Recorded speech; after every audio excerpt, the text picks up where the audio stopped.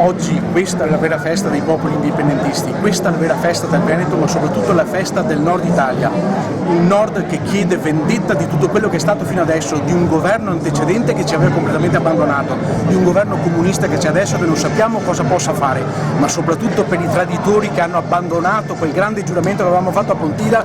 Oggi siamo orgogliosi di essere qui noi a Venezia, di rivendicare quello di cui abbiamo bisogno, e cioè di avere meno tasse, di avere un po' più di lavoro, ma soprattutto un futuro per i giovani, non come qualcuno che era attaccato alle poltrone ma voleva un divano letto per poter comandare di più in Italia. Noi pensiamo al Veneto, pensiamo al Nord e tutti i sacrifici che abbiamo fatto fino adesso. Viva il Nord, viva Venezia e viva noi di Grande il Nord!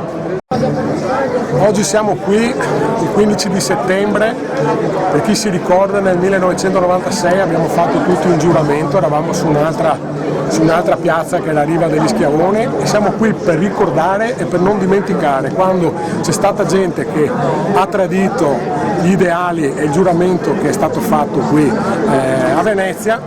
Noi non apparteniamo a quella gente là, crediamo nei nostri ideali e oggi qua insieme con tantissima gente siamo a fare la festa dei popoli del Nord per l'indipendenza del Veneto e della Padania.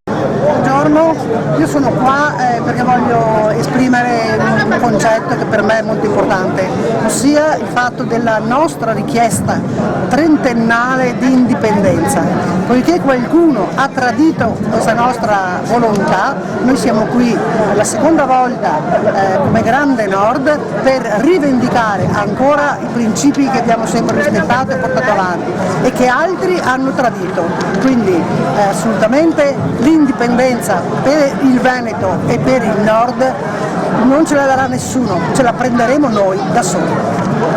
Come è andata la giornata oggi? Beh, mi pare di aver capito che sicuramente c'era più gente dell'altra volta, sono intervenuti anche personaggi di rilievo nell'ambito, nell'ambiente indipendentista e autonomista, quindi piena soddisfazione e appuntamento al prossimo anno.